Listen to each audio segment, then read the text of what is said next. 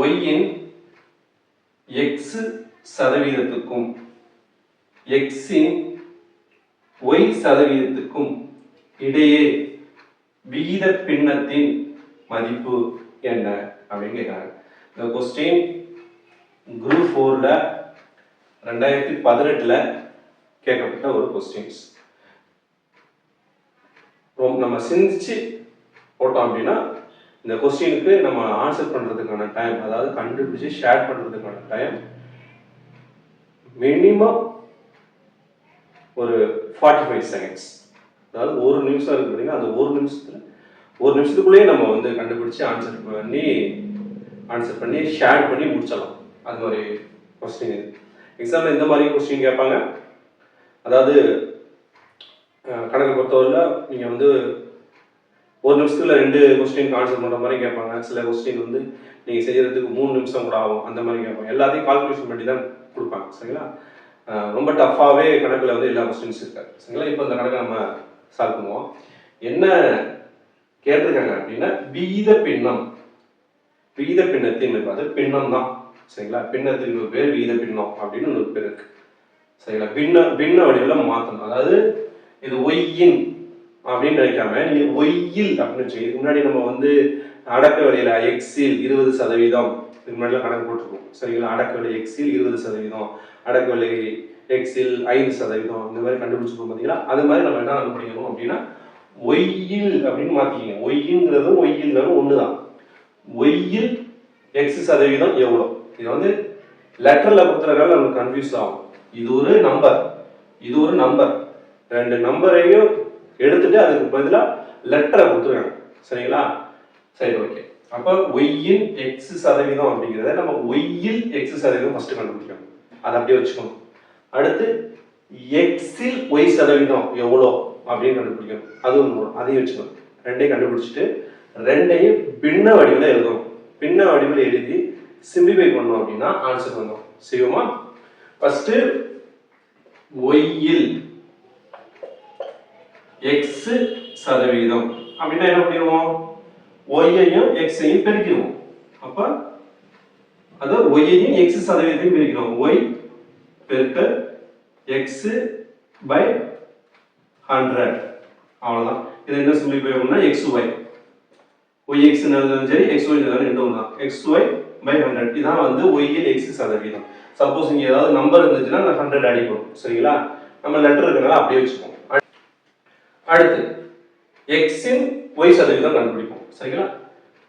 அப்ப எக்ஸில் ஒய் சதவீதம் ஈக்குவல் டு எக்ஸையும் ஒய் சதவீதத்தையும் பெருக்கிறோம். அப்ப எக்ஸ் பெருக்கல் ஒய் பெருக்கல் 1/100 இப்படியும் போட்டுக்கலாம். சரிங்களா? அப்ப பெருக்கணும் அப்படின்னா எக்ஸையும் ஒய்யும் பெருக்கணும் எக்ஸ் ஒய் பை 100.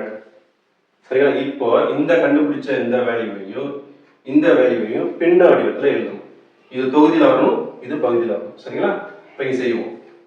பின்னம் விகித பின்னங்கிறத பின்னு எழுதுறேன். நீங்க கணக்கு செய்யும் போது எக்ஸாம்ல கணக்கு செய்யும் போது எல்லாம் எழுத வேண்டியது. சரிங்களா? ஃபர்ஸ்ட் இதை எழுதுவோம். எக்ஸ் ஒய் பை 100 மறுபடியும் எக்ஸ் ஒய் பை 100. சரிங்களா? இந்த மாதிரி வேல்யூ இருந்துச்சு அப்படின்னா இப்போ ஆக்சுவலா இதுதான் தொகுதி. சரிங்களா? எக்ஸ் ஒய் பை 100 அப்படிங்கிறது தான் தொகுதி. அந்த வேல்யூல இது வந்து ஒரு தொகுதி பகுதி அப்படின்னு தனியா இருக்கு. இப்போ நம்ம எழுதியிருக்க இந்த வேல்யூல இந்த எக்ஸ் பை 100ங்கிறது தொகுதியில் உள்ளது, இந்த எக்ஸ் ஒய் 100 அப்படிங்கிறது பகுதியில் உள்ளது. எப்பயுமே இந்த மாதிரி இது வகுத்துக்கிட்டு இருக்கு பார்த்தீங்களா? இது வந்து நம்ம பெருக்கல்ல மாற்றலாம், பெருக்கிட்டு இருக்க மாதிரி மாற்றலாம். எப்படி அப்படின்னா தொகுதியில் இருக்க வேல்யூவை அப்படியே வச்சுக்கணும். இந்த பகுதியில் இருக்கக்கூடிய வேல்யூவை நம்ம என்ன பண்ணணும்? தலைகீழா எழுதணும். எழுத பாருங்க. எக்ஸ் ஒய் பை 100 இந்த வேல்யூ அப்படியே நான் எழுதிட்டேன். சரிங்களா? மறுபடியும் என்ன பண்றேன்? இந்த பை இருக்குங்களா, அந்த பைக்கு பதிலாக நான் பெருக்கல் போட்டுக்கிறேன். நல்லா புரிஞ்சுக்கணும். எக்ஸ் ஒய் பை 100 அப்படி இது கணக்கோட ரூல்ஸ். எக்ஸ் ஒய் பை 100 அப்படிங்கிறது இந்த வேல்யூ எழுதிட்டேன்.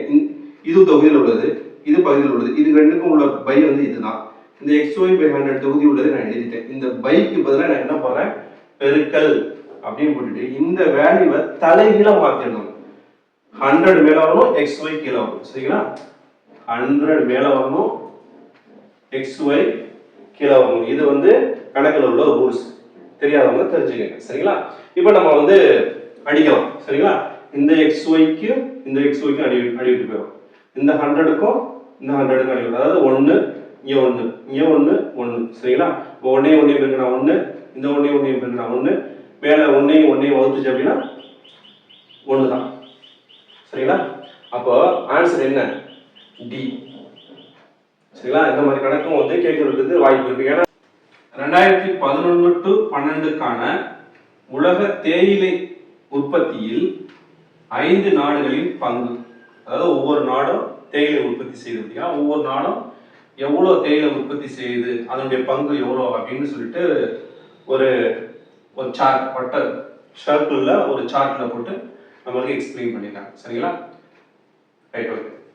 இது அதில் என்ன கொடுத்துட்டு என்ன கேட்குறாங்க அப்படின்னா, வட்டத்தின் மையத்தில் ஈயின் வட்ட கோணம் எவ்வளோ அப்படின்னு கண்டுபிடிக்க சொல்லியிருக்காங்க. இந்த கொஸ்டின் வந்து குரூப் 4ல 2012ல கேட்கப்பட்ட ஒரு கொஸ்டின். சரிங்களா? இப்போ நம்ம இதுக்கு ஆன்சர் கண்டுபிடிப்போம். என்னங்க ஆன்சர் இருக்கு? 15 டிகிரி, 30 டிகிரி, 54 டிகிரி, அப்போ 72 டிகிரி இருக்கு. சரிங்களா? அப்போ இங்க இந்த வட்டத்துல நம்மளுக்கு இங்க பார்த்தா டிகிரின்னு இருக்கு, எப்படி கண்டுபிடிக்கிறது அப்படின்னு நமக்கு ஒரு யோசனை வரும். ஒரு வட்டம் அப்படின்னு எடுத்துட்டோம்னா அதனுடைய மொத்த டிகிரி எவ்வளோ அப்படின்னா 360 டிகிரி. சரிங்களா? இங்க இருந்து 0 ஆரம்பிச்சு இப்படி ஒரு சுத்து இங்க வந்துச்சு அப்படின்னா வட்டத்தோட டிகிரி வந்து 360 டிகிரி. சரிங்களா? வட்டத்தோட மொத்த டிகிரி வந்து 360 டிகிரி. சரிங்களா? அந்த 360 டிகிரியில ஒவ்வொன்றுடைய பங்கையும் பர்சன்டேஜ்ல கொடுத்துருக்காங்க. சரிங்களா? ஏ அப்படிங்கிறது 30%, இது ஏங்கிறதுலாம் ஒரு நாடு, ஏங்கிற நாடு 30%, பிங்கிற நாடு 25% தேயிலை உற்பத்தி செய்யுது, சிங்கிற நாடு 10% தேயிலை உற்பத்தி செய்யுது, டிங்கிற நாடு 20% உற்பத்தி செய்யுது, இ அப்படிங்கிற நாடு 15% உற்பத்தி செய்யுது அப்படின்னு சொல்லியிருக்காங்க. அப்போ அப்புறம் இ அப்படிங்கிற இந்த நாடு அதுல வட்ட கோணங்கிறது இதுதான். சரிங்களா? இதான் வட்டம் அப்படின்னா அதுல இந்த குறிப்பிட்ட பகுதியை மட்டும் நம்ம பிரிக்கிறோம் பார்த்தீங்களா, இதுக்கு பேரு வட்ட கோணம் பேரு. இது ஒரு வட்ட கோணம், இது ஒரு வட்ட கோணம், இது ஒரு வட்ட கோணம், இது ஒரு வட்ட கோணம். சரிங்களா? அப்ப அந்த ஈயின் வட்ட கோணம் எத்தனை டிகிரி அப்படின்னு கேட்கறாங்க. சரிங்களா? அப்போ 360 டிகிரியில 15% எவ்வளோன்னு பார்த்தோம் அப்படின்னா நம்மளுக்கு ஆன்சர் கிடைச்சிடும். சரிங்களா? அப்போ 360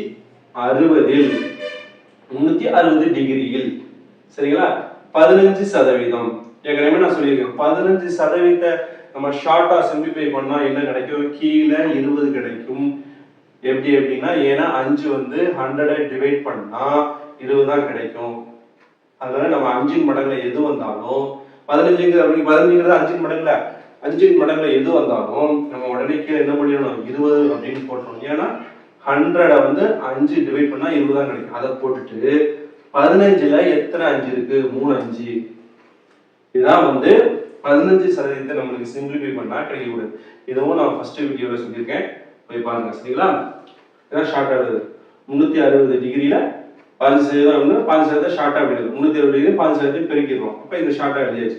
இப்போ இங்க இது 0 டிகிரி இருந்தாலும் நம்ம இதை நினைச்சுக்கோன்னா இந்த 0க்கும் இந்த 0க்கும் அடிவிட்டு போயிடும். சரிங்களா? அப்புறம் O2 2 3 எடுத்துக்கணும். O2 2 மீதம் 1 இருக்கும்.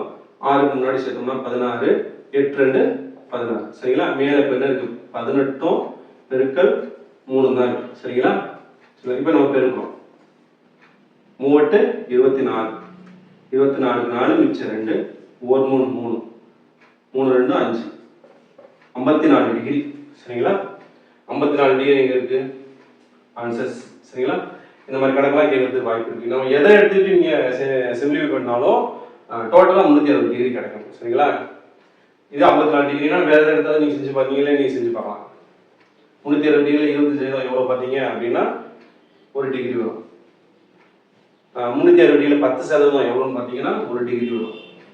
360 20% எவ்வளோ பார்த்தீங்கன்னா 1 வரும். எல்லாத்தையும் கண்டுபிடிச்சிட்டு நீங்க இந்த 54 டிகிரி இருக்கா அதே மாதிரி ஒவ்வொன்றுக்கும் கண்டுபிடிச்ச எல்லாத்தையும் கூட்டினீங்கன்னா 360 டிகிரி வரும். சரிங்களா?